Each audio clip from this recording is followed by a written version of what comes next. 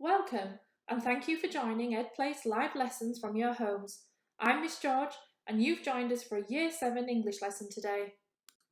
You may have heard of EdPlace or use EdPlace on a daily basis, but in case you haven't, here's a quick summary. We're an online digital learning platform written for students from Year 1 up to Year 11, offering English, Maths, Science and 11 plus self-mark activities written by fully qualified teachers. We're bringing live English, Maths and Science lessons from Key Stage 1 to Key Stage 4 into your homes during the summer holidays, so why not join us over the next few weeks as we tackle some key topics. You might find it useful to have a pen and paper handy as we go, so that you can make a note of key ideas or jot things down. You'll also need to access your EdPlace account. If you don't have an EdPlace account, do not worry. You can access all of our activities if you go to edplace.com. We'll go over this in more detail when you get to that part. So welcome to today's Year 7 English lesson on using text as evidence with Miss George. By the end of today's lesson, we're aiming to have achieved either one or all of the following 3 steps. Understand why it's important to use text as evidence, identify the best quotation to support your idea, and expand your answer to include an explanation of the quotation. Just to check that we're all on the same page, it is important to understand what we mean by evidence and how we can find it from a reading passage.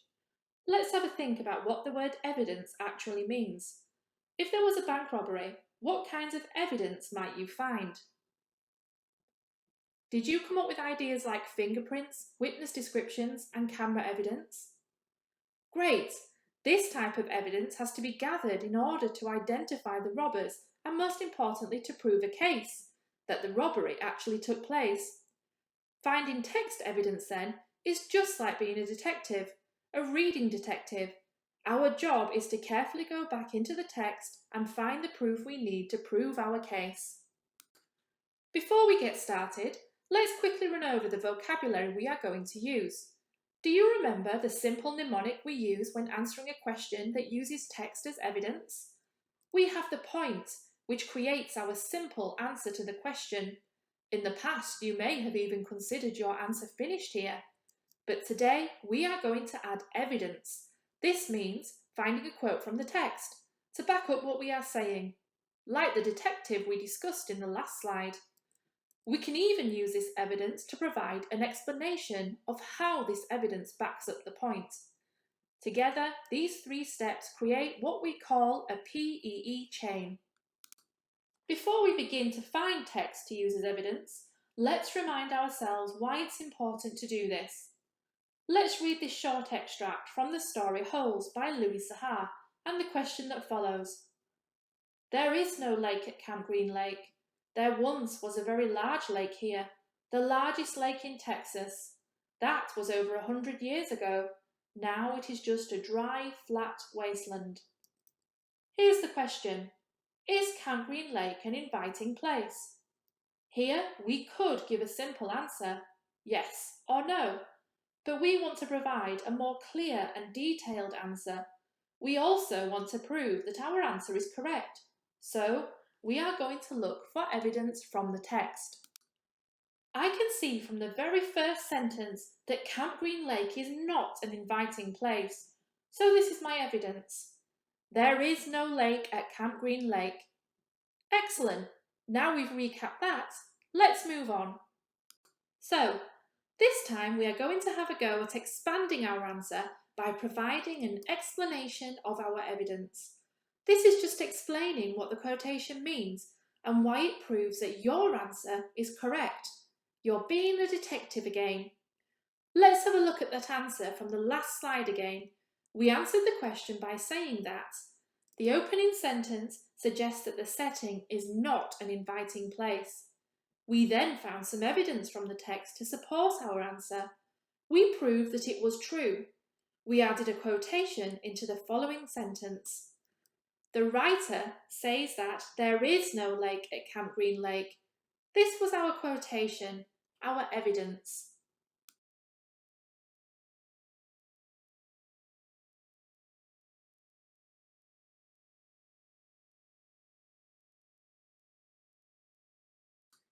Now, we need to explain what this quotation means and why it backs up our point. If we think about the name of the camp, it sounds nice and inviting. Camp Green Lake. But the quotation we have given shows that the camp does not live up to its name. If it doesn't even have a lake, what else might be wrong with it? So, a good explanation of this quotation might be, this makes it sound like a strange place and is perhaps not as nice as it sounds. In a moment, I'm going to direct you to an activity you can use to practice what we have just learned. Please log into your EdPlace account or go to www.edplace.com. The next slide will show you the activity that we are going to use today. The activity we are looking for is called Reading Fiction, Holes by Sachar 1.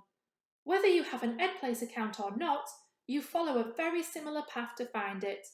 Those of you with an account go straight to English, while those of you without an account should go to the Learn tab on the website and then to English. After this, our route is the same. Go to Year 7, select the Curriculum tab, then go to Reading. We need to find the activities under Check Understanding. Take a look through and you should find Reading Fiction, Holes by Sachar 1. Please click on the activity to start. If you are struggling to find this activity, please visit our support site on screen for a quick walkthrough on how to locate activities. I just want to make sure we're all in the same place. This is the introduction you should be able to see. If you can't see this as the introduction to the activity, please just go back to the worksheets and check you have selected the correct one according to the previous slide. If you can see this introduction, you're ready to start. As soon as you're ready, please pause my lesson and start the activity. I will go through 3 of the questions in the next stage of the lesson, so don't worry if you get stuck. Let's take a look through a few of the questions you have just completed, beginning with this question, which asks you to select 5 statements which are true about Camp Green Lake. When you read the first chapter of the novel, you will have found that the novel starts with a description of Camp Green Lake. Did you use your detective skills here? If you did, you will have found lots of evidence to tell the reader what Camp Green Lake was like. The question gives you 10 possible statements, but only 5 are true.